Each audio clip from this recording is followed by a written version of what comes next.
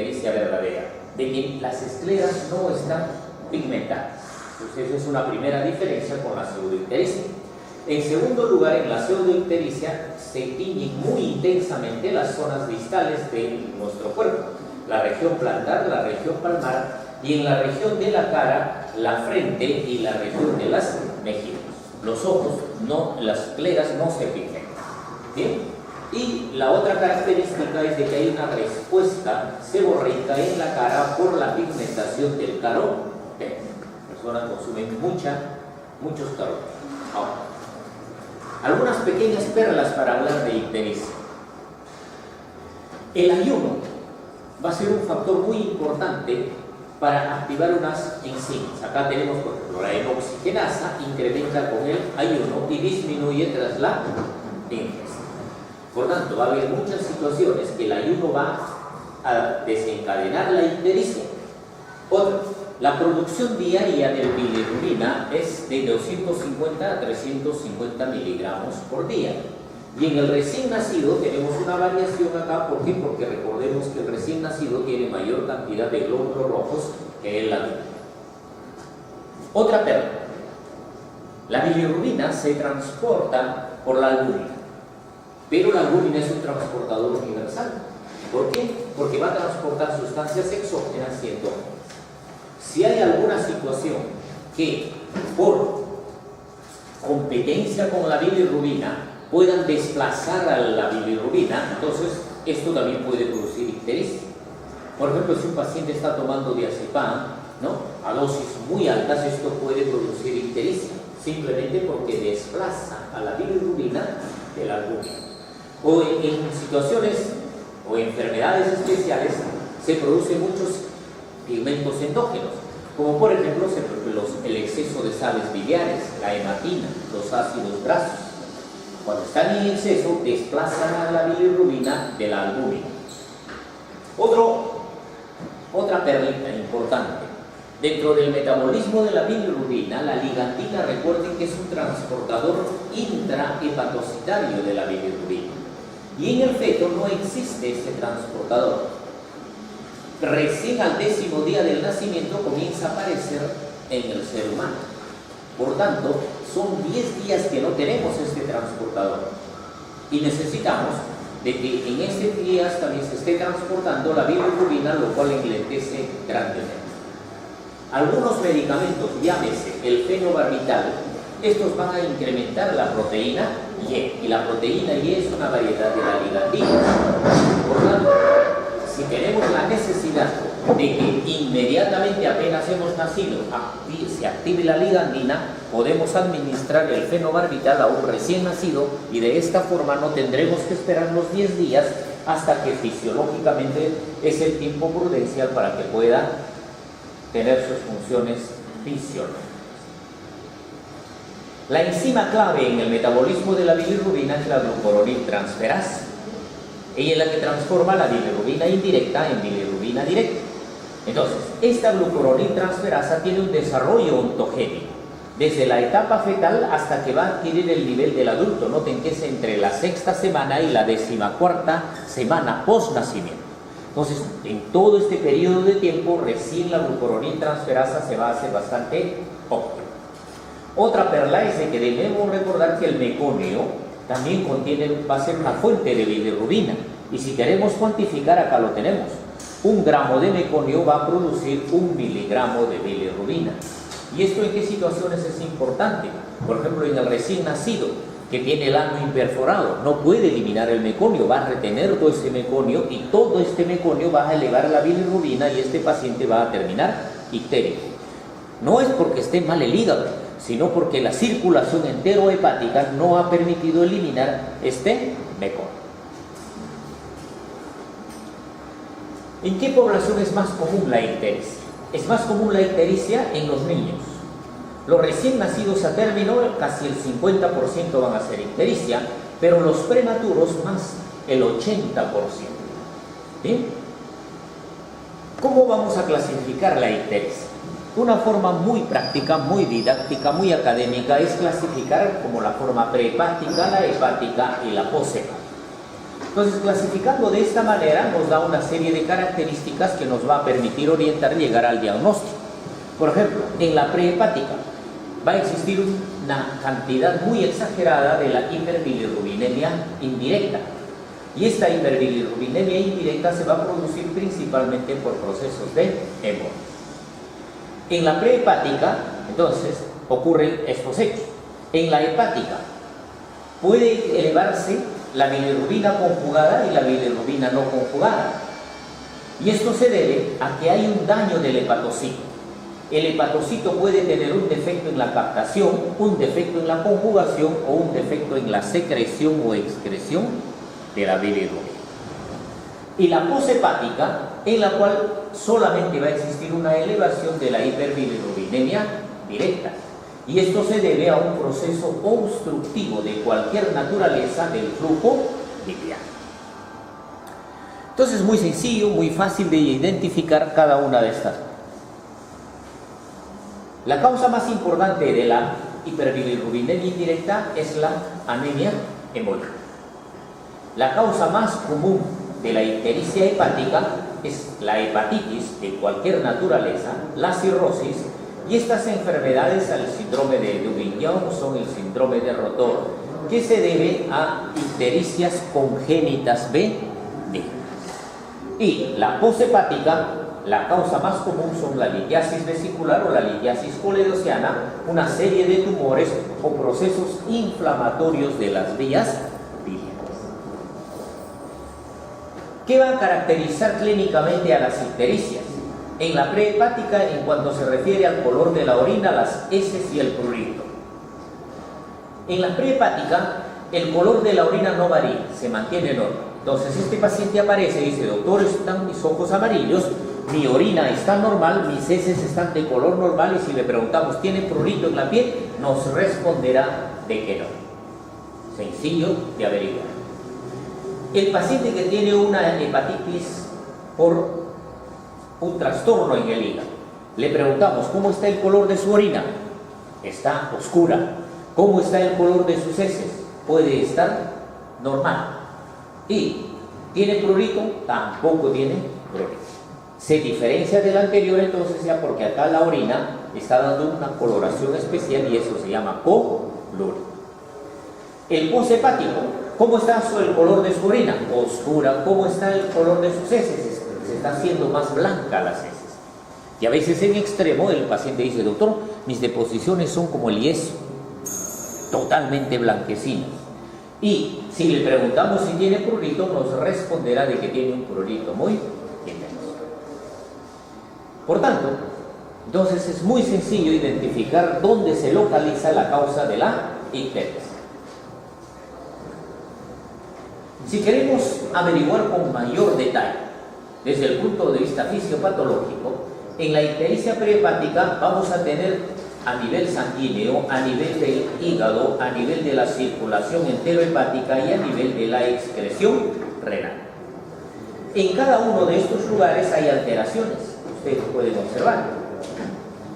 A nivel sanguíneo hay el 1 y el 2, aumento de bilirrubina no conjugada en suero y niveles muy bajos de bilirrubina conjugada en suero. ¿Sí? Entonces, esto ya nos permite identificar cómo están las alteraciones a nivel sanguíneo, a nivel de la circulación enterohepática y a nivel de la excreción urinaria. Y acá tenemos cada uno de esos hechos en detalle. En la ictericia hepática, ¿qué vamos a tener acá? En toda la circulación enterohepática vamos a tener 3 puntos claves. Hay un trastorno genético en el metabolismo. Hay una disfunción hepática o una inflamación que llamamos hepatitis, o hay una obstrucción. Entonces, ¿qué sucede cuando el nivel de la bilirrubina no conjugada está alto en el suero? Entonces, esto se va a producir en una situación de incapacidad genética y metabolizar o transportar bilirrubina. ¿Qué sucede con el aumento de la bilirrubina conjugada en suero? ¿En qué situaciones se da? En la A y en la C. ¿Cómo está la eliminación de la bilirrubina conjugada por bilis en el intestino? Acá tenemos, se va en todos estos hechos. Por tanto, nosotros podemos identificar dónde se localiza, en qué momento de la circulación de la bilirrubina es de que podemos estar determinando el trastorno. En una ictericia poshepática obstructiva, acá vamos a tener 7 características importantes en la circulación enterohepática. En este caso, la circulación enterohepática está amputada. Acá pueden ver de que el colédoco está obstruido totalmente y no va a llegar bilirrubina al intestino. Este hecho va a determinar de que las heces sean totalmente blancas, es decir, es una acolia. Pero como refluye mucha bilirrubina conjugada a la circulación sanguínea, esto se va a eliminar por el riñón y esto le va a cambiar el color a la orina. Por tanto, va a producirse clínicamente una apoflugia. ¿Qué pruebas bioquímicas nos van a ayudar en la ictericia prehepática, en la hepatocelular o en la obstructiva? Podemos medir los niveles de bilirrubina directa e indirecta. Podemos ver cómo está la bilirrubina en orina y el urobilinógeno en orina, cómo está la albúmina sérica en relación a la proteína total, cómo están los niveles de fosfatasa alcalina, cómo se comporta el tiempo de protrombina y cómo están las aminotransferasas. Acá tenemos los resultados en la ictericia prehepática, en la hepática y en la poshepática. Por tanto, aparte de la clínica, aparte del conocimiento fisiopatológico, nosotros podemos identificar la localización de la ictericia también por una serie de pruebas hepáticas. En resumen, el metabolismo de la bilirrubina es por producción, captación, conjugación, excreción y reabsorción. Cuando hay una hiperbilirrubinemia no conjugada, se va a dar en las 3 situaciones: problema en producción, problema en la captación o conjugación y en la reabsorción intestinal. Y cuando hay un predominio de la bilirrubina conjugada o directa, será únicamente en el problema de la excreción, ¿no?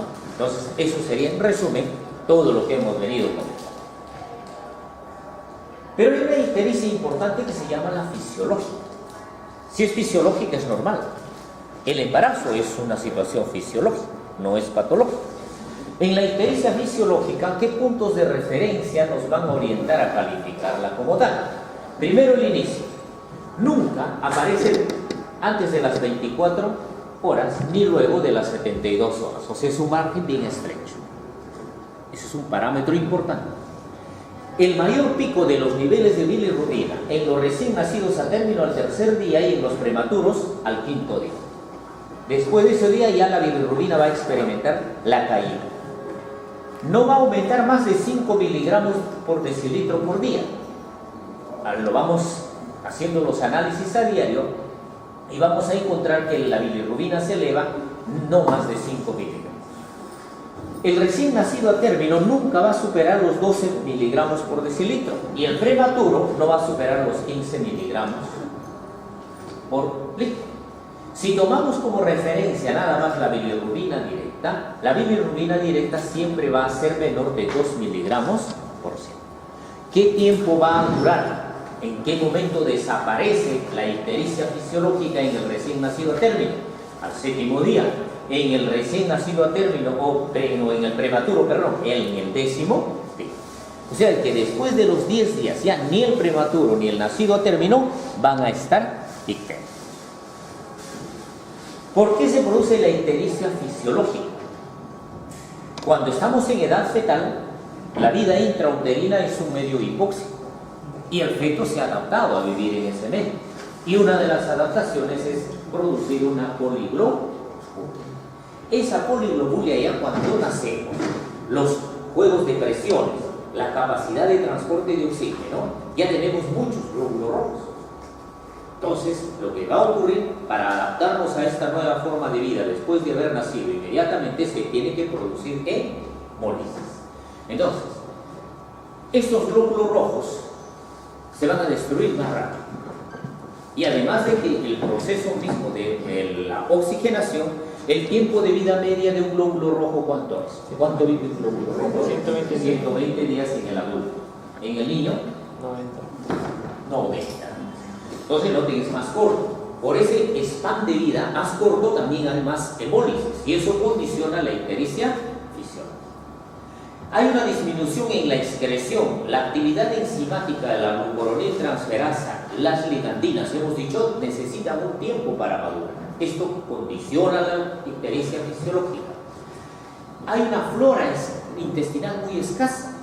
Nuestra microbiota, la flora intestinal, apenas nacemos, pasamos por el canal del parto, entonces primero hay una población en la boca, luego el esófago, el estómago, el intestino y el colon. Y esto tiene un tiempo.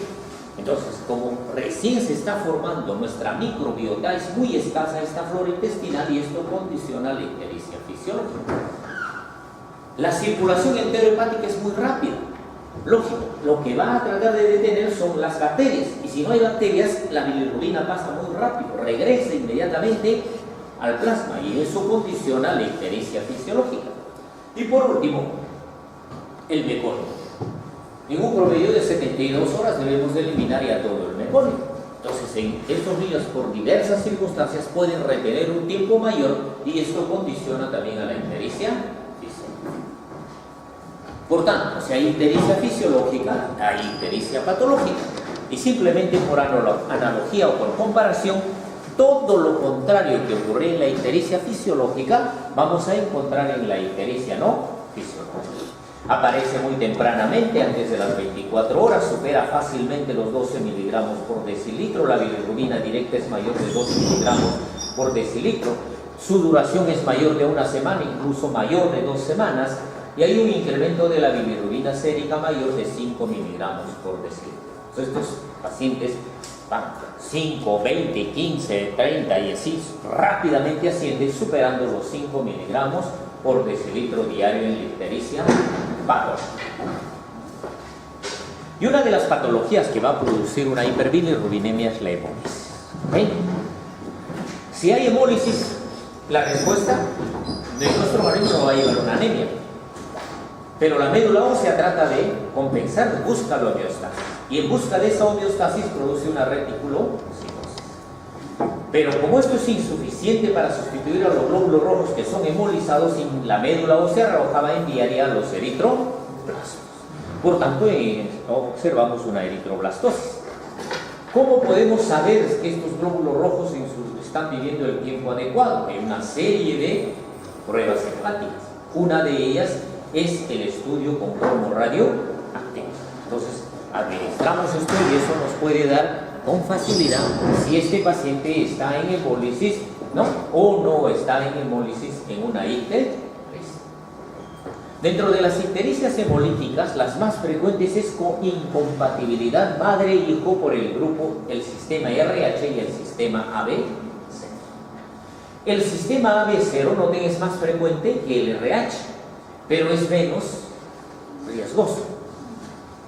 Es decir, la respuesta inmunológica de incompatibilidad no es elevada, pero cuando se produce una incompatibilidad por el sistema RH, acá sí puede ocurrir cosas muy fatales. Pero tiene una característica muy importante.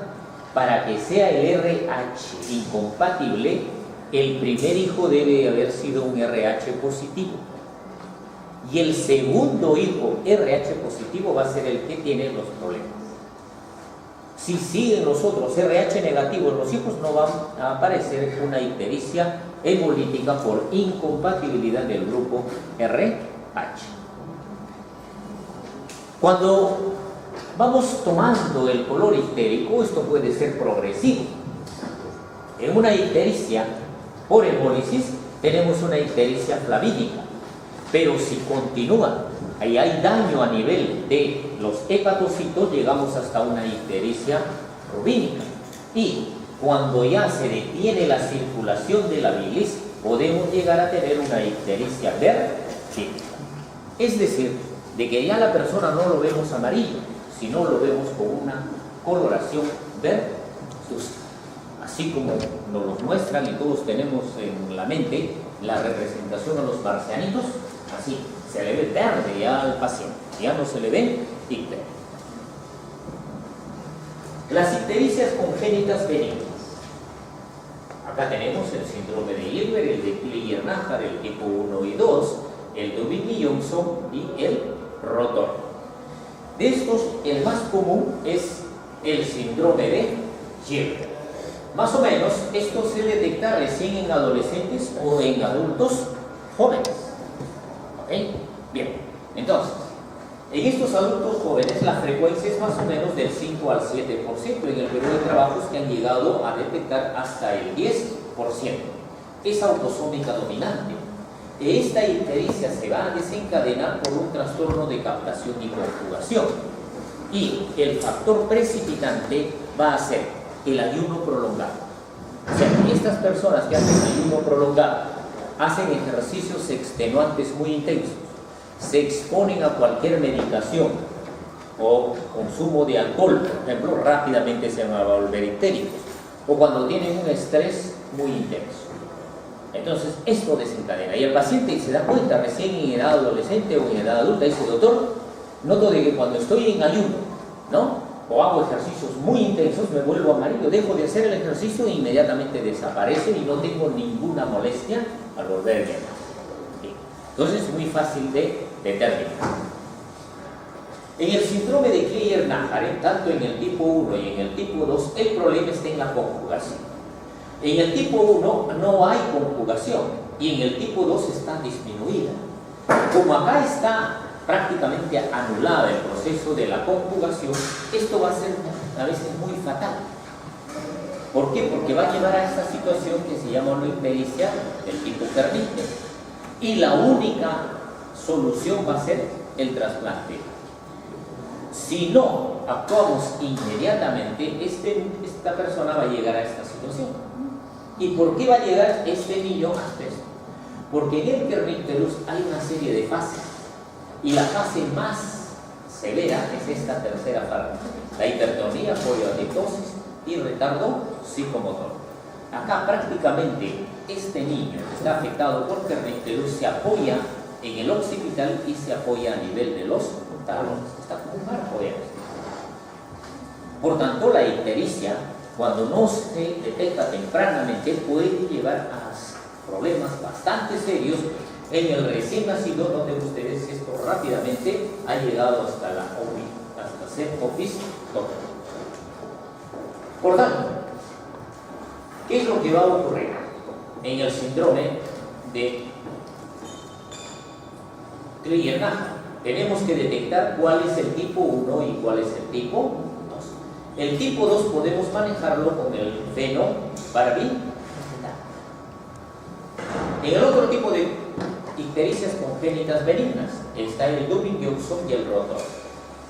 ¿Qué diferencia el Dubin-Johnson y el rotor? El color del hígado. El hígado de un Dubin-Johnson es bastante negro y esto se debe a que acumula melanina y lipofucsina.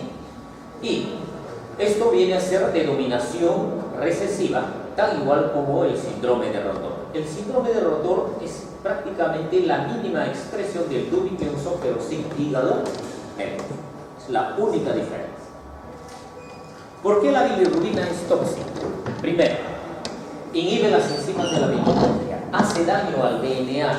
Si hace daño al DNA, no hay una buena síntesis de proteínas. Y estas proteínas pueden alterar las membranas para la captación de una serie de sustancias. Recuerden que la tirosina es un aminoácido importantísimo para la síntesis de neurotransmisores en la neurona. Entonces afecta a la neurona grandemente porque no va a poder captar la tirosina. Hay un trastorno en la conducción nerviosa. Como hay trastorno en la síntesis de transportadores, también esto afecta a los iones. Recuerden que los iones tienen que ser transportados por proteínas. Entonces tenemos una gran alteración hidroelectrolítica. Y a veces es tan severa el daño que produce de que puede llevar a retención de agua y electrolitos, y esto puede llevar hasta un edema cerebral. Todo por el problema de la hiperbilirrubinemia tóxica o la INVI. Pero cuando el problema es crónico, ¿qué ocurre? Degenera la neurona. Entonces todo su sistema de conducción por la AMP cíclico, proteinquinasa, ATPasa, totalmente anulados. En el riñón produce una necrosis renal, entonces también va a haber daño renal. Y en todo el organismo está muy retardado el metabolismo de todos los hidratos de carbono.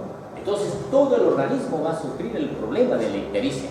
Y no solamente van a ser lo que está visible desde el punto de vista ictérico. Hay una disminución en la síntesis de la dopamina y este neurotransmisor, la acetilcolina, se libera muy lentamente. Por tanto, todas estas funciones van a estar también alteradas. Y cuando hay una hiperbilirrubinemia indirecta, no hay una buena madurez de la barrera hematoencefálica. Ya saben ustedes por fisiología general que la neurona requiere de esta famosa microglia a través de los oligodendrocitos, la microglia y los astrocitos para protegerse de una serie de situaciones. Metabólicamente estos le dan función a la neurona y hasta el punto de vista inmunológico lo decía. Cuando existe una hiperbilirrubinemia va a existir un daño a nivel neuronal, pero el daño inicialmente se produce en los astrocitos, es decir, en toda la microglia y los oligodendrocitos. Entonces se dañan inicialmente todas las células periféricas y al último se va a dañar la propia neurona. Y lógicamente este daño ya va a ser de tipo irreversible. A pesar de que la bilirrubina, por su propio metabolismo, es el primer antioxidante fisiológico. Pero es antioxidante fisiológico cuando está dentro de los límites normales. Cuando llega a una hiperbilirrubinemia, va a producir daño a todas estas células que están formando parte de los astrocitos, microglia y oligodendrocitos, y por último va a hacer daño a la propia neurona. Ictericia por leche materna. Nos dicen, sabemos, conocemos de que la leche materna tiene miles de bondades y eso no lo podemos objetar. Pero la naturaleza es así. Del 0,5 al 2,5% de niños que reciben lactancia van a ser icterias. ¿Y cómo vamos a reconocer? Con leche materna. ¿Qué ocurre en la ictericia por leche materna? Entonces decíamos de que es una población bastante pequeña y la característica es de que el niño está amamantando, pero en la primera semana la madre detecta, o cualquier persona, un familiar, un médico detecta que comienza a haber ictericia. Si hacemos los análisis es una hiperbilirrubinemia indirecta. Entonces vamos midiendo los niveles de bilirrubina y vamos a ver que entre el quinto y el 14º día las cifras van a estar más o menos en estos niveles, entre 10 a 30 miligramos por deci. Y esto se debe a que hay un mayor aumento de la reabsorción de la bilirrubina. Lo característico es de que el recién nacido luce sano. Tiene buen llanto, no hay fiebre, no hay vómitos, tiene buena succión, los reflejos que uno explora están normales, gana peso muy poco. Ahora, en la lactancia materna, ¿qué es lo que condiciona este hecho? Un consumo insuficiente de leche. ¿Por qué? Porque la madre generalmente, que es primeriza, no puede amamantar correctamente. No le pone el ángulo correcto, no le da el tiempo adecuado, cada determinadas horas no le está administrando la lactancia. Entonces esa hipoalimentación es una suerte de ayuno. Y esta suerte de ayuno lo va a llevar a una pérdida de peso, si se prolonga mucho, y va a retrasar la eliminación del mecónico. La leche materna, si analizamos, vamos a encontrar que están elevados el pregnanolol y el pregnano 3-alfa-beta del 20-beta-diol. Entonces, estos elementos van a producir también ictericia. La leche materna es rica en ácidos grasos no esterificados. Entonces, eso también condiciona la ictericia. Tiene una flora intestinal muy escasa, ya hemos dicho, eso es natural en el recién nacido. Y la leche materna tiene esta enzima que va a desglucuronizar a la bilis. Entonces, desglucuronizando tempranamente, esto va a llevar a una ictericia. Y luego se ha medido la interleuquina 1 y 6 en la leche materna y también están elevadas. Cuando hay obstrucción intestinal, ya hemos dicho, hay una obstrucción intestinal, hay retención de todos los componentes de la bilis. Recuerden que bilis no solamente es bilirrubina, son sales biliares, hay electrolitos, hay una serie de sustancias de tipo inmunológico también en la bilis. Cuando se obstruye la circulación biliar, esta impregnación de sales biliares y bilirrubinas va produciendo una deshidratación progresiva, eso va llevando a una hipovolemia y puede llevarlo al shock. esta obstrucción biliar disminuye la absorción de todas las vitaminas liposolubles. Lo que nos interesa es la E, que es un antioxidante. Si es antioxidante, hay mayor producción de radicales libres. Esto produce mayor peroxidación y daño hepatocelular. Entonces ya la ictericia está llevando a un daño hepatocelular. Cuando hay ictericia obstructiva, se siguen elevando los niveles de sales biliares y bilirrubinas, y ahora hay trastornos cardíacos, tanto en la parte hemodinámica, cronotrópica e inotrópica. Y las endotoxinas que se están produciendo por la ictericia, estos contribuyen a llevar a una hipotensión arterial. Ya sabemos que hay disminución del flujo sanguíneo, hay una isquemia funcional, hay un daño hepatocelular, y esto agrava la hipotensión arterial. La ictericia obstructiva va a llevar a otro compromiso renal y al shock. ¿Por qué? Porque todo el sistema renina-angiotensina-aldosterona se tumba. Al caer este sistema renina-angiotensina-aldosterona, hay una disminución del flujo sanguíneo renal, y esto lo lleva a isquemia. Adicionalmente, esta impregnación de sales biliares, ya en el riñón no hay una respuesta vascular a la norepinefrina. Esto hace que caiga la resistencia periférica total, se agrave la hipotensión arterial y haya una disminución del volumen sanguíneo efectivo. Por tanto, termina en una isquemia renal y shock. Ictericia obstructiva, ya sabemos, trae mayor acúmulo. Todos los neutrófilos ya comienzan a alterarse, ya no pueden realizar una buena lisis, ya no tienen una buena adherencia y ya no migran al lugar adecuado. Esto cae todo el sistema inmunológico. Como en la ictericia obstructiva, ya sabemos, hay disminución del flujo sanguíneo, hay una isquemia, todo esto lleva a la depresión de las células de Kupffer. Caen las células de Kupffer en su funcionamiento, la endotoxemia y la translocación bacteriana se hacen más evidentes, y esto prácticamente hace que nuestro sistema inmune ya esté totalmente incapacitado. Y hemos llegado a una situación bastante difícil por una ictericia obstructiva. Por tanto, la ictericia obstructiva, ya por todo lo que hemos visto, ya está en una situación de toxemia, ya no funcionan las células de Kupffer y estamos en una congregación celular. Entonces estamos ya en un shock celular y este paciente puede fallecer.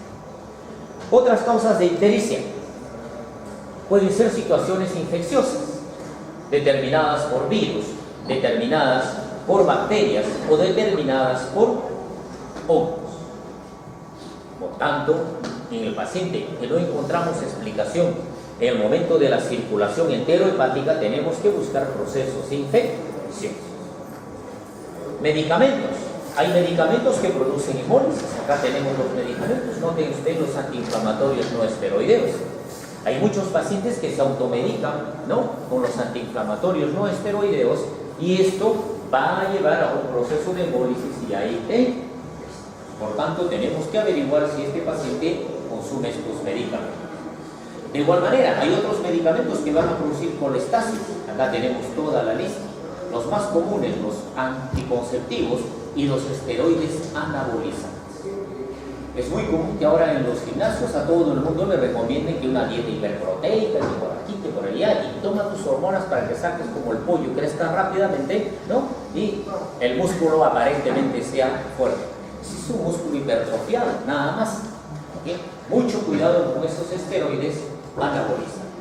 Pues existen otros medicamentos que producen hepatitis, pero además también producen colestasis. Acá tenemos todos ustedes, ¿cierto? Siempre los antiinflamatorios, ¿no? Ahora que se viene la época del invierno, los antihistamínicos. Cualquier antihistamínico puede llevarnos a una hepatitis colestásica y por consiguiente a ictericia. ¿Sí? Con esto hemos revisado el tema de la fisiopatología de la ictericia. Si tienen alguna pregunta antes de pasar al siguiente tópico. ¿El músculo, para que tenga mayor volumen, va a aumentar en fibras? No, nunca. Lo único que va a hacer, ¿qué es? Hipertrofiarse. Entonces, ¿una hipertrofia es fisiológica? Sí. ¿O no? Ya no es fisiológica. Hasta determinado punto, y de ahí de que llega a una insuficiencia. Es como el corazón. Comienza el corazón a trabajar, llega un momento en que ahí comienza a ser bastante insuficiente. Por tanto, ese músculo más adelante va a tener problemas muy serios. Y si usan anabolizantes, es peor. O sea que están aplicando los conceptos metabólicos de hacer crecer rápido a una estructura y hipertrofiarlos, lo que se aplica en la industria avícola. Los pollos que llegan a nuestra mesa no tienen ni un mes. ¿Cómo les han trastornado todo su metabolismo?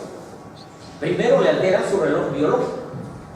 Les engañan que en un solo día están pasando varios días. Les prenden, les apagan la luz, se los ponen a la oscuridad.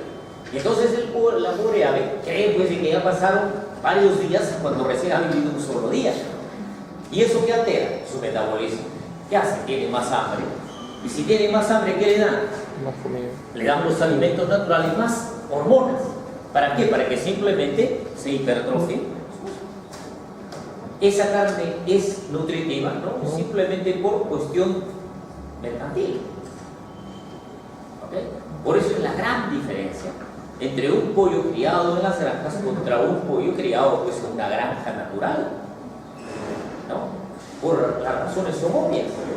Primero por el tiempo de vida, la calidad de las proteínas. Recuerden que todos los alimentos también tienen calidades de proteínas diferentes. Por ejemplo, yo preferiría comer un pedazo de un pez en lugar de comer un kilo de un bife. Porque el bife es una carne ya vieja. Y si lo analizamos bioquímicamente, ¿qué más tiene eso? Ya no tiene nada de proteínas, tiene agua nada más. Y fibra. Y nosotros nos mal alimentamos. Recuerden que las mejores proteínas son las que tienen periodos de vida más cortos el animal. Cuanto más largo tiene el periodo de vida del animal, ya sus proteínas ya no nos van a servir metabólicamente. Simplemente va a ser una engañifa a nuestro organismo. ¿Sí? Creo que con eso lo puede refutar al colega muy diplomáticamente, ¿no? Pero lamentablemente trabajan ahí, tienen que hacer médicos. Es igual que los auditores médicos de las compañías. A todos se ponen, ¿no? Hasta el diagnóstico. ¿Pero por qué le dio esto al paciente? Ya le dio, pues, reclámale la enfermedad. Entonces, tener mucho cuidado. Y en los gimnasios, todos van al gimnasio y hacen los mismos ejercicios al mismo tiempo, terminan destrozándose las articulaciones. Fueron a sacar músculo y salen con artritis todos salen cracks. Hacen esto crack, crack, crack, crack, crack, ¿no? Bien. ¿Por qué? Porque no está personalizado los ejercicios. Cada uno de nosotros tenemos diferentes capacidades de resistencias y necesidades. ¿Sí? Lo mismo sucede cuando se dan los anabólicos. ¿Sí? Simplemente ustedes diplomáticamente, bien, gracias, hago mi ejercicio fisiológicamente, ya mi naturaleza responderá si mi músculo se hipertrofia o se atrofia, ¿no? ¿Sí? Profesor, una pregunta. Cuando usted le dice fisiológica en el recién nacido, ¿es necesario hacer alguna intervención, llevar al médico para que lo medique o lo trate, o simplemente solo va a pasar? Bueno, si es fisiológica va a pasar. ¿Ok? Simplemente ir al médico para dar tranquilidad a la mamá, pues a la primeriza o a los padres primerizos. ¿Ok? Simplemente para no angustiar a los padres. Pero el niño no va a correr ningún riesgo y por eso es diagnosticarlo tempranamente y el médico ya dé tranquilidad a los papás y que el señor no se preocupe, esto va a pasar una semana, desaparece, no le va a producir ningún daño a su hijo, ¿no? Bien, para eso es el diagnóstico preciso. La insuficiencia pancreática. ¿A qué llamamos insuficiencia pancreática? El páncreas es un órgano tan noble que cuando más del 90% de su funcionamiento ya está deteriorado, aparece la insuficiencia pancreática. Entonces, hasta que se haya dado este porcentaje de daño pancreático, no va a haber molestias clínicas ni molestias desde el punto de vista en la digestión. El mayor problema en la insuficiencia pancreática va a ser el problema con la digestión de grasas y en menor cantidad con hidratos de carbono y proteínas, pero se da por todos los alimentos, porque recuerden que el jugo pancreático tiene amilasas, tiene proteasas y tiene lipases. Bien, la lipasa es más sensible de todas las enzimas. ¿Por qué? Porque con un pH menos de 4 se inactiva totalmente. En cambio, las otras enzimas pueden tener pueden tener un margen de funcionalidad. ¿Qué es lo que ocurre en una insuficiencia pancreática primaria? ¿Por qué se produce? Hay una gran cantidad de enfermedades que lo pueden producir. La más común es una pancreatitis crónica, pero también hay otras enfermedades, desde las más raras e incluso patologías que no son propias del páncreas inicialmente, como por ejemplo la resección gástrica, que al final va a llevar a una insuficiencia pancreática. Fundamentalmente acá vamos a ver la insuficiencia exocrina. La endocrina, por razones pedagógicas no lo vamos a referir, que va a llevar a las finales a diabetes. Entonces, todo el parénquima hepático se pierde. Acá tenemos todas las enfermedades que pueden afectar. La llegada de las enzimas al duodeno no van a ser adecuadas bien por un proceso obstructivo, generalmente. No va a llegar adecuadamente las enzimas con los alimentos. Recuerden, por bioquímica, el sustrato tiene que estar con su enzima a proporciones adecuadas, en un tiempo adecuado para interactuar y luego en un pH, en una temperatura determinada. Si no se dan esas condiciones en el tubo digestivo, también va a producirse una insuficiencia exocrina pancreática. Y luego, no hay una estimulación adecuada de la secreción exocrina. Recuerden que el control de la secreción del páncreas se da en fase cefálica, fase gástrica y fase intestinal. Principalmente se van a producir la secretina y la colecistoquinina para gobernar esta secreción. Y eso no se va a dar, ¿por qué? Porque hay todas estas enfermedades que lo están deteriorando al páncreas. Ahora, ¿cuáles son las causas más comunes de la pancreatitis crónica? Siempre dos sustancias que van de la mano, tóxicas, conocidas hasta la saciedad: el alcohol y el tabaco. ¿Okay? Entonces, todos estos componentes van a traer una serie de trastornos en el organismo que van a llevar progresivamente a una insuficiencia pancreática. Hoy en día, felizmente, ya existe una ley en la cual en lugares públicos no se debe de fumar, o está prohibido fumar. Y en otros países son incluso más radicales. Los padres que tengan niños no pueden fumar ni en su hogar, ni en el jardín. ¿Por qué? Porque ya conocemos los daños que produce el tabaco y los daños que produce el alcohol. Ustedes, como profesionales, deben de saber cuánto tiempo la población civil a nivel mundial ha bregado contra los dueños o los fabricantes de este tabaco para que pueda recién reconocerse de que el tabaco es cancerígeno, por un lado, y produce una serie de daños. Para atenuar y prolongar, en un periodo intermedio salía: el tabaco puede ser dañino para la salud, pero los argumentos posteriormente han sido tan contundentes que no han tenido otra cosa que reconocer que verdaderamente eso es cierto. Y desde el punto de vista médico-científico, cuando leemos cualquier información, hay que leer de dónde viene esa información científica. Y para esto hay una anécdota en respecto al tabaco. Uno de los investigadores del tabaco conocía perfectamente todos los daños. No hablaba sencillamente porque trabajaba para ese grupo y recibía económicamente una cantidad de dinero fabulosa. O cosas del destino, un familiar suyo muy querido hace cáncer de pulmón por tabaco. Tanto fue la cuestión de conciencia de que él salió a la televisión y fue uno de los argumentos muy fuertes, cómo estas compañías escondían la información negativa del producto. Y gracias a que, la naturaleza dio esa coincidencia, es de que se supo verdaderamente de que ya el daño se conocía hasta 30 años atrás. pero comercialmente era manejado de una forma diferente. Entonces, por eso nosotros, que somos profesionales, cuando leemos cualquier información, siempre debemos de tener el criterio crítico científico. ¿Ok? Y no decir, doctor, acá dice en esta revista, o dice acá. Justamente se llama ciencia porque no es absoluta. La ciencia dejaría de ser ciencia, ¿no? Si es absoluto, se convertiría en religión. En religión todo es absoluto, nadie puede negar nada, porque lo dice así, es así, punto, y si no puede seguir investigando más. En cambio la ciencia no.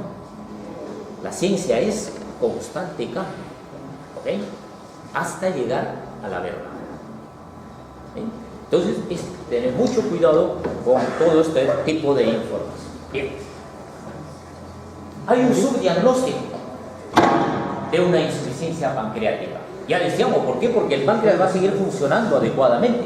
Y puede existir de por medio, miren, la cantidad de enfermedades celíacas, inflamatoria intestinal, lo mismo diabéticos, el mismo cáncer, puede estar de por medio. Existen desde laboratorios, a través de la elastasa fecal, el estudio de que si hay presencia de grasa o no, e incluso hay pruebas terapéuticas importantes. Hay manifestaciones clínicas. Lamentablemente, cuando ya la clínica está presente, se manifiesta inicialmente con la diarrea con presencia de grasa. Hay un cuadro de dispepsia, es decir, un proceso nada más como si hubiese mal digestión. Puede confundirse con un colon irritable, ¿no? O puede existir nada más una pérdida de peso o difícil de recuperar eso. Entonces son datos sutiles que a veces uno, si no les presta mucha información, pueden pasar desapercibidos. Cuando hay una insuficiencia pancreática, va a existir trastornos en la absorción de una serie de componentes. Se va a producir una hipocalcemia. ¿Pero por qué hipocalcemia si el daño está en el páncreas? Recordemos que para que se pueda absorber el calcio, se va a tener también alguna relación con las vitaminas de las liposolubles, y dentro de las liposolubles tenemos a la vitamina D, y si hay una deficiencia en la vitamina D, va a estar alterado el metabolismo del calcio. Por eso es de que lleva una hipocalcemia, ¿okay? Porque por insuficiencia pancreática se produce esta deficiencia de absorción de la vitamina liposoluble. Luego, si hay una hipocalcemia, lleva a una osteopenia o una osteoporosis, ¿no? Entonces, a trastornos en el fosfato, y esto puede llevar a situaciones clínicas muy fatales que puede denominarse la TETA. Malnutrición. Lógico, no vamos a absorber lípidos, vamos a tener problemas con la absorción de proteínas, carbohidratos. Entonces esto nos va a llevar a una malnutrición, problemas de vitaminas, niveles de cobre, vitamina B12, no va a haber una buena formación de todas las grasas y una serie de pigmentos que después se transforman en vitaminas. Por tanto, hay una deficiencia nutricional en la insuficiencia pancreática exocrina, y esto nos lleva a riesgos cardiovasculares, a fracturas, a procesos infecciosos, a una elevada mortalidad, ¿okay? Y un gasto muy elevado en lo que viene a ser el manejo de toda la patología. Entonces, hay una gran inversión de dinero. Cuando hay un problema de insuficiencia pancreática, va a haber mala absorción.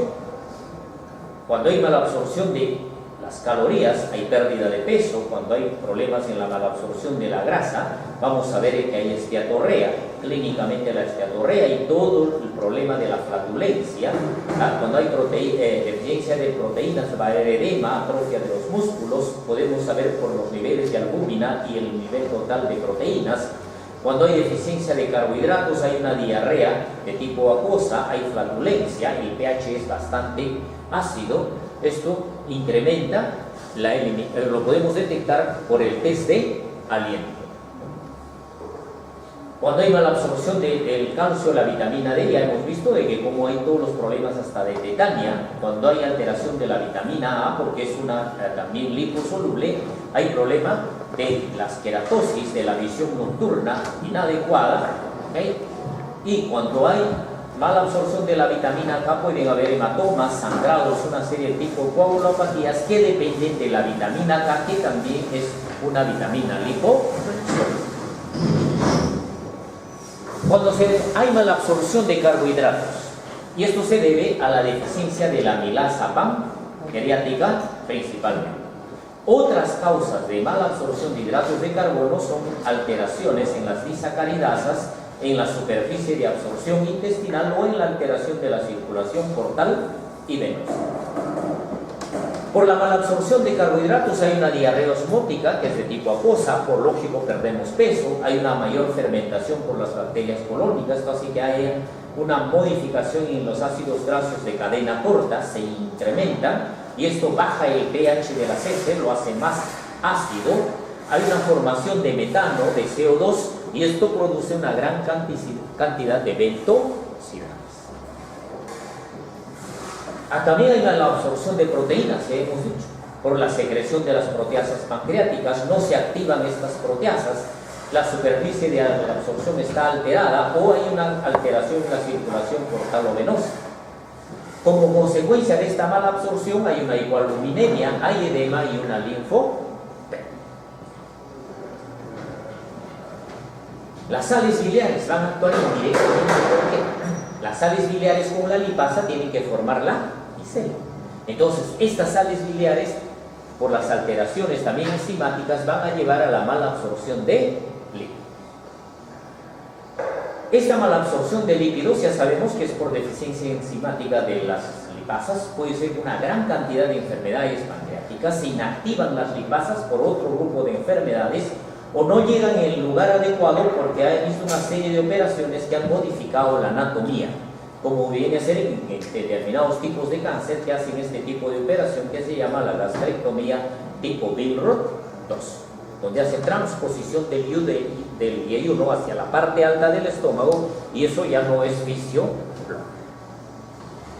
Cuando hay mala absorción de lípidos, entonces hay una desnutrición, una pérdida de peso muy adecuada, las vitaminas liposolubles no se absorben adecuadamente, se produce una diarrea secretora muy intensa porque hay abundantes ácidos grasos de cadena corta y esto lleva a la esteatorrea. Entonces, en la esteatorrea se caracteriza porque son deposiciones muy fétidas que tienen grasa, son bastante voluminosas. Y acá vemos que la cantidad de grasas está sobre los 7 gramos. Son de color amarillo pálido, es fácil de determinar, son las que flotan estas heces y tienen un aspecto espumoso. Bien, con eso hemos revisado lo que viene a ser la insuficiencia pancreática. Igual que la insuficiencia pancreática, la insuficiencia hepática. La insuficiencia pancreática hemos visto desde el punto de vista exocrino todas las enzimas para los alimentos, carbohidratos, proteínas, lípidos, oligoelementos. Pero el hígado es el órgano más voluminoso. Si vamos al punto de vista bioquímico, el hígado tiene de 3.000 a 5.000 funciones bioquímicas simultáneas. Entonces, cuando hay insuficiencia hepática, el organismo se va a ver comprometido en muchos niveles. Veamos. ¿A qué llamamos insuficiencia hepática aguda? Entonces, este es un deterioro rápido de toda la función hepática en un hígado previamente sano. Entonces, el individuo está tranquilo, adquirió una situación patológica, su hígado comienza a entrar en una insuficiencia que lo puede llevar a la muerte. ¿Qué caracteriza esta insuficiencia? Hay la ictericia, se alteran todas las funciones hepáticas. Como se altera la función hepática, hay daño ya neurológico que ya hemos visto anteriormente, hay una encefalopatía.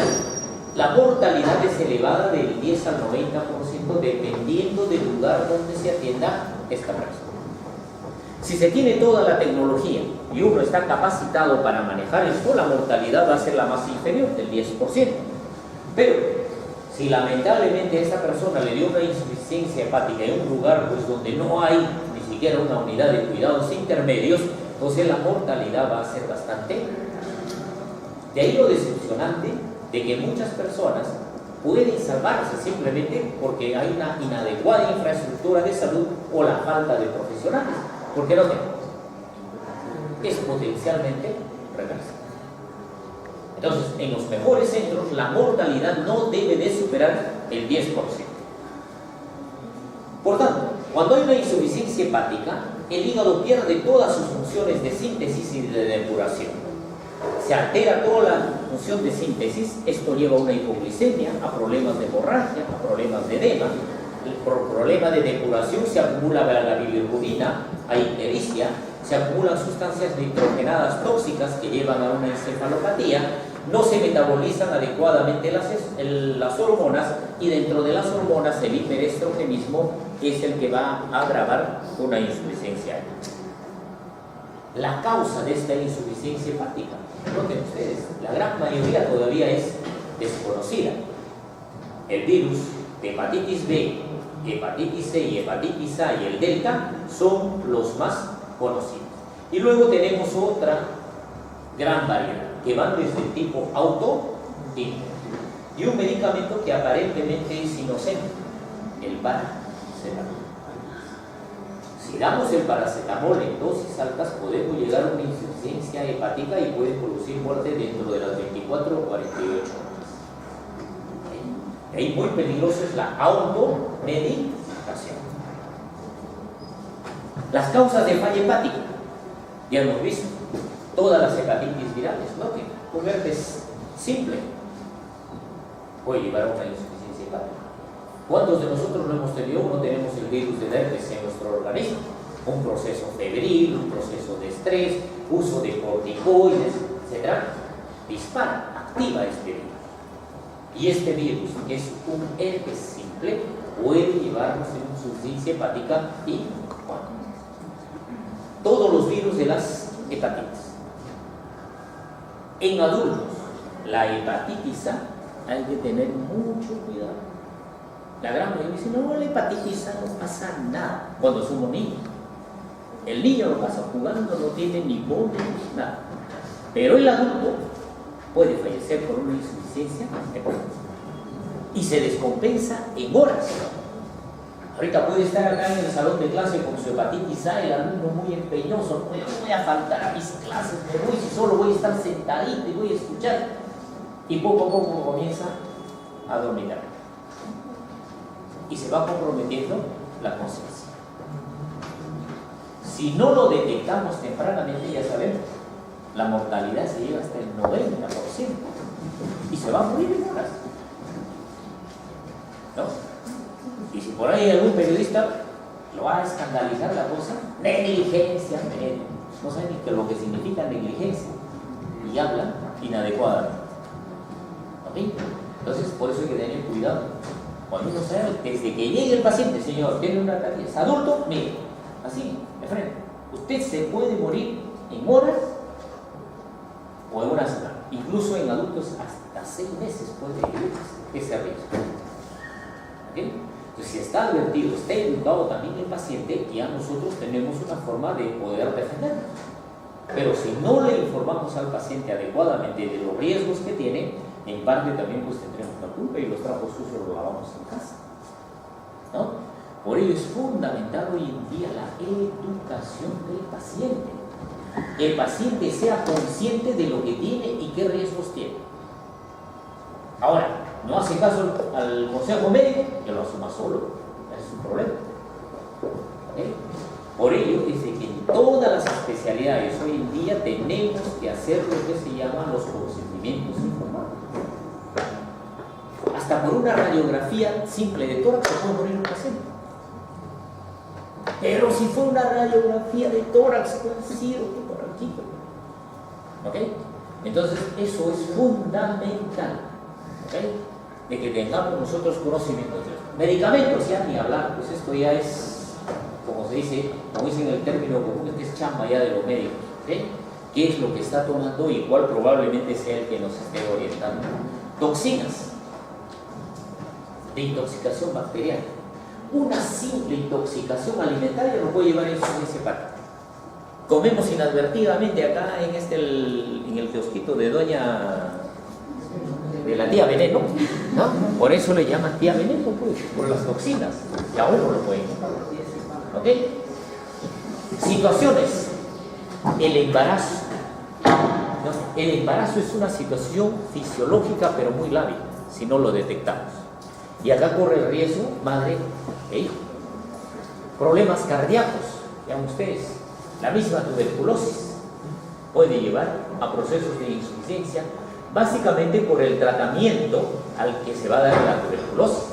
Y recordemos que la tuberculosis puede ser multidrogo resistente, actualmente que es la más numerosa. ¿Okay?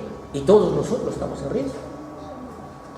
Hace poco acá en el hospital del frente, un grupo de internos, residentes, médicos asistentes, enfermeras, hicieron una de las cosas más así sonadas en lo que se refiere a tuberculosis. Nadie estamos libres. Si estoy viajando en un micro con las lunas cerradas y todo lo demás, ahí hay un tosedor crónico con un multidrogo resistente, yo lo puedo adquirir. Y si mi organismo, por algo de motivos, mi sistema inmunológico está bajo, puedo hacer la enfermedad. Entonces, la tuberculosis no es como mucha gente piensa que es una enfermedad para estigmatizar. Todos estamos en riesgo. Todos tenemos el bacilo de nuestro organismo y se puede activar. Y si se mete un multidrogo resistente, todos vamos a hacer la enfermedad. ¿Okay? Por eso tener mucha conciencia en la ventilación cuando trabajamos en ambientes muy cerrados. La insuficiencia hepática, noten ustedes, apenas aparece la ictericia, puede estar dentro de la primera semana, entre la primera y cuarta semana, entre la cuarta hasta la 26ª semana. ¿Cuál es el mecanismo de daño? Hay daño hepatocelular directo, y acá tenemos todos estos componentes que pueden destruir a los hepatocitos. Todas estas situaciones van a destruir por inmunocomplejos, y estos van a producir por isquemia. Una simple hemorragia masiva puede llevarnos a una insuficiencia hepática. Pero ¿qué pasó si le accidentó fue la pierna? ¿Pero por qué se murió de la pierna? Lógico, si hay un accidente en la pierna, hay un compromiso del fémur, el fémur puede sangrar profusamente, lo lleva a un shock, y ese shock lo llevó a una insuficiencia hepática y se muere el paciente. Pero si solo fue la pierna, no, señor. El shock es el intermedio para esa injuria hepática. Cuando existe esta injuria hepática, las transaminasas nos las van a avisar. Cuando hay una disfunción hepática, ya sabemos todas las funciones, vamos a encontrar hipoglicemia, vamos a encontrar caída en el colesterol, hay trastornos en la coagulación, la bilirrubina comienza a crecer grandemente, comienza a retenerse mucho amonio y esto va a llevar hasta la encefalopatía hepática. Por tanto, el cerebro va a ser el órgano blanco en muchos casos de insuficiencia hepática.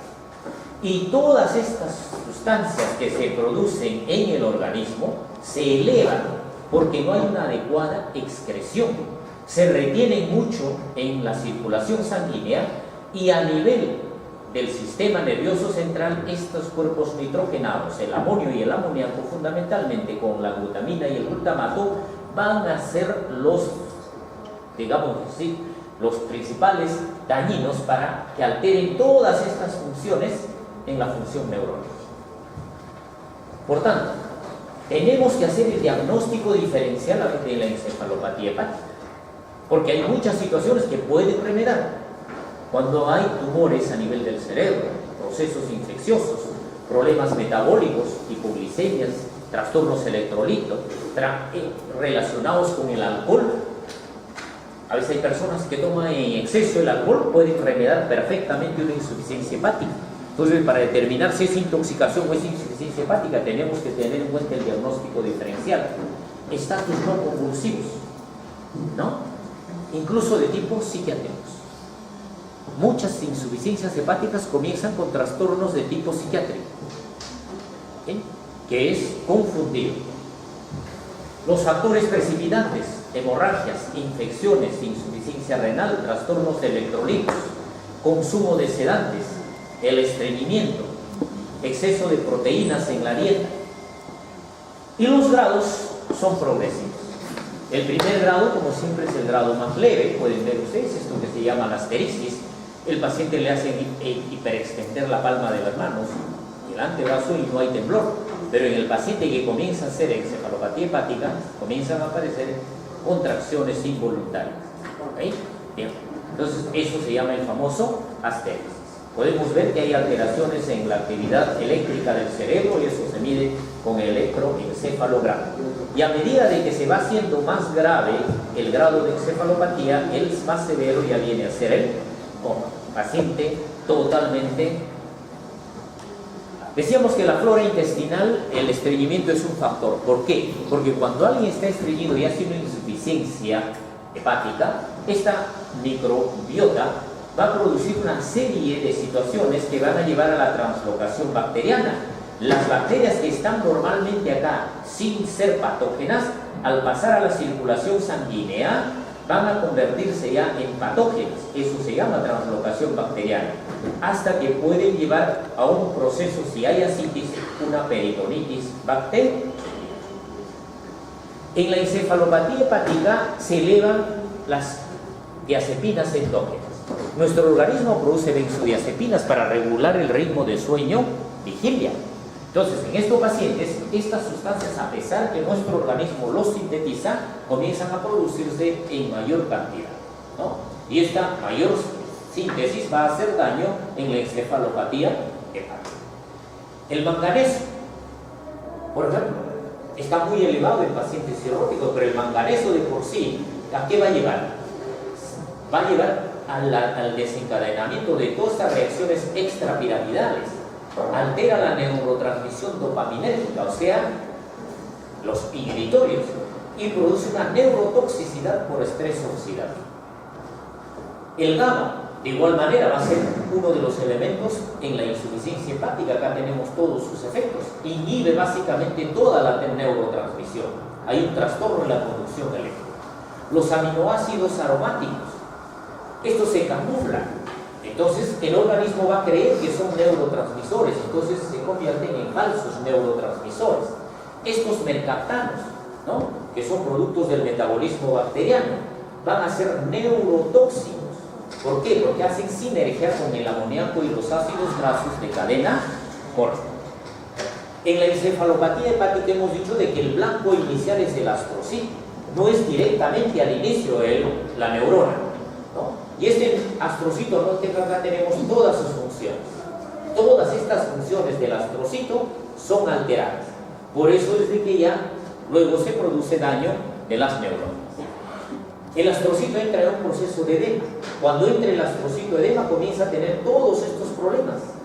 Ya comienza a tener trastornos en la recaptación del glutamato con todos estos efectos. A esto se añade el exceso de GABA. Y recordemos que el GABA es un neurotransmisor que va a asemejar a las benzodiazepinas, y esto va a producir una inhibición del sistema nervioso. El glutamato, que es un neurotransmisor fisiológico normal, pero cuando está en exceso, está muy elevado, va a ser tóxico en la excitación. Es decir, como en un carro que lo tienen pisado el acelerador a fondo, simultáneamente pisado el freno y enganchado en quinta. Entonces, por eso se produce una neurotoxicidad cuando el glutamato está muy elevado. De igual manera, la dopamina. Y esta dopamina va a producir una serie de trastornos, ¿no? Y va a ser encontrar en cantidades muy altas que va a ser posible identificarlos en la orina con su metabolismo.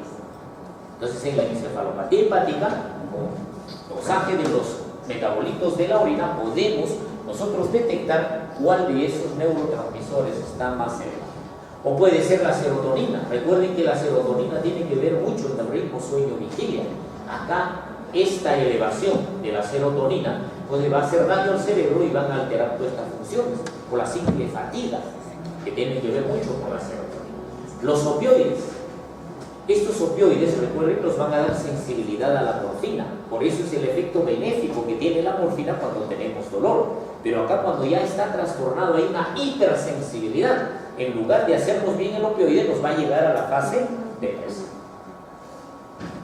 Entonces, en este lugar está el problema. Entre la circulación en el movimiento de sustancias nitrogenadas, el astrocito que transforma el glutamato ya recaptado y lo transforma en glutamina, y esto va a ser el neurotransmisor, y por el neurotransmisor que no ha excitado a la neurona postsináptica tiene que ser nuevamente capturado por los astrocitos. todo esto se ve trastornado, hay un acúmulo del glutamato, por eso la transmisión nerviosa se hace muy intensa y pierde el fondo. Si medimos los niveles de cuerpos nitrogenados en sangre de acuerdo a los grados de encefalopatía, acá tenemos en el grado 1 los niveles bajos de cuerpos nitrogenados, y a medida de que se va incrementando el grado, noten que se eleva grande. Y con esto se demuestra, tanto a nivel venoso y a nivel arterial, están elevados estas sustancias nitrógenas. Entonces, el hígado va a llegar a ser una insuficiencia porque se rompe este equilibrio entre las citoquinas antiinflamatorias, y esto va a llevar a una serie de alteraciones locales y sistémicas. Entonces, un daño muy severo va a llevar a incrementar todas estas sustancias que rompen este equilibrio entre las neuronas proinflamatorias y las antiinflamatorias. Por tanto, el hígado no va a poder detoxificar, y noten todas las sustancias tóxicas que se van a ir acumulando, ya los hemos mencionado, es una gran cantidad de sustancias tóxicas, ¿no? Y estas sustancias tóxicas tienen un origen a nivel del tracto gastrointestinal o son productos del metabolismo. El daño que llega a producir una insuficiencia hepática va a traer trastornos hemodinámicos.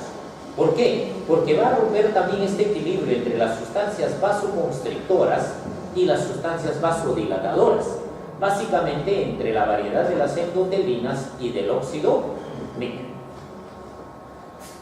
Ese problema de la hipotensión arterial también va a traer un problema en la circulación esplástica. Entonces hay una falla circulatoria ya también a nivel del hígado. Si hay una falla circulatoria a nivel del hígado, esto va a comprometer al riñón, lo va a llevar a una vasoconstricción renal, y ahí tendremos un síndrome hepatorenal. En el pulmón llevará a una hipertensión pulmonar, eso a una apertura de unos shunts, y esto llevará al síndrome hepatopulmonar. En el cerebro, falla hepática lleva una gran vasodilatación, una hipertensión endocraniana. El mismo hígado va a experimentar una vasoconstricción, y esa vasoconstricción lo va a llevar a una hipertensión portal. Esta falla hepática, en la encefalopatía hepática, entonces, el trastorno que se da en la falla del astrocito y del endotelio, el astrocito al final tiene una tumefacción, y en el endotelio ha llevado a una vasodilatación por incremento del flujo. Esto va a llevar a un edema cerebral, y este edema cerebral va a producir una respuesta inflamatoria muy intensa. Trastornos en la coagulación por falla hepática. Todos los trastornos dependientes desde el factor de la coagulación, ¿ok? Que estos requieren vitamina K para su síntesis. Hay una disminución de una antitrombina del tipo 3, hay disminución de las plaquetas ya no van a funcionar adecuadamente, y se puede complicar con una coagulación vascular disémina. Lleva a una falla hepática, la falla renal. Son múltiples los factores, ya hemos visto. Primero son hemodinámicos, que van a llevar a una vasoconstricción renal, y esto va a estar asociado mayormente a un proceso séptico. O durante el tratamiento a este paciente con encefalopatía hepática y tiene sepsis, hemos utilizado fármacos nefrotóxicos, hemos agravado la falla hepática con una nefropatía. O puede ser la misma injuria, que es tan intensa que produce lesión hepática. Y esto ocurre cuando estos hongos, que son muy tóxicos, o cuando hay altas dosis, o por intoxicación por el paracetamol o los antiinflamatorios, que van a agravar la insuficiencia hepática. Entonces, en la insuficiencia hepática, las infecciones van a estar libres, no va a haber quien se les oponga. ¿Por qué? Hay factores que lo favorecen. Está mal la ozonización, está mal la adherencia de los neutrófilos, está funcionando inadecuadamente las células de... Todas estas deficiencias van a llevar a que las infecciones bacterianas y las infecciones por hongos muchas veces se potencien, porque ya no solo hay infección bacteriana, sino que también ya se asoció las infecciones por hongos. Y esta es la situación catastrófica en que llega un paciente en una insuficiencia hepática severa. Si lo logramos sacar de todos estos, el paciente nos dirá simplemente gracias. ¿Bien? Con eso terminamos la revisión de la fisiopatología de los 3 temas.